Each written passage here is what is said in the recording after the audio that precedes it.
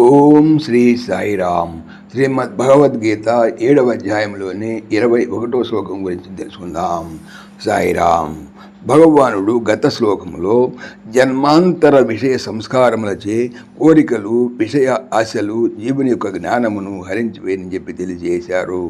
తత్ఫలితముగా మానవుడు జ్ఞానమును పోగొట్టుకొని పరమాత్మను విడిచిపెట్టి ఇతర దేవతను ఆరాధించున్నాడు.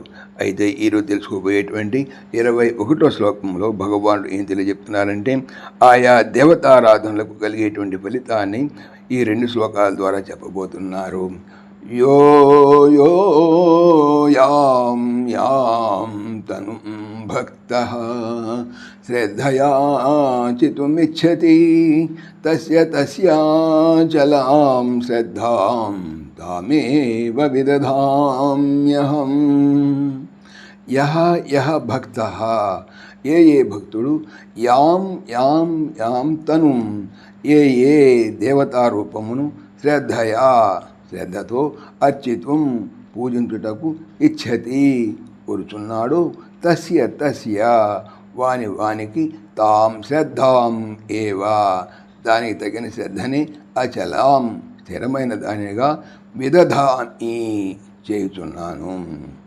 ఏ భక్తుడు ఏ దేవతారూపం శ్రద్ధతో పూజింపదలుచుతున్నాడో దానికి తగిన శ్రద్ధనే వానికి నేను స్థిరముగా కలుగజేయుచున్నాను. మనుజుడు పరమాత్మనుగాక ఇతర దేవతలను ఆరాధించుతున్న మాత్రమున వారిపై వారు కినుక వహింపరు. పైపెచ్చు ఆయా దేవతలందరి ఎడల అతని యొక్క భక్తిని, శ్రద్ధను దృఢపరచుదురు. ఆహా, పరమేశ్వరుని యొక్క దయాళుత్వం ఎటువంటిదో చూడండి. అయితే భక్తి శ్రద్ధలతో కూడి ఉండి భజించు వారికి మాత్రమే సహాయము చేదును, అవి లేని వారికి కాదు. సాయిరామ్. జై శ్రీకృష్ణ. ఈ ఛానల్ సంబంధించిన పూర్తి వివరణ డిస్క్రిప్షన్లో చూడవచ్చును. జై శ్రీకృష్ణ.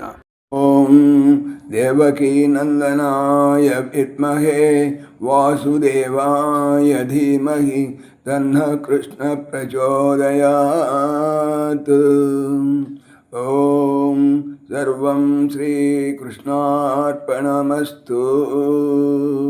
జై శ్రీకృష్ణ. జై శ్రీకృష్ణ.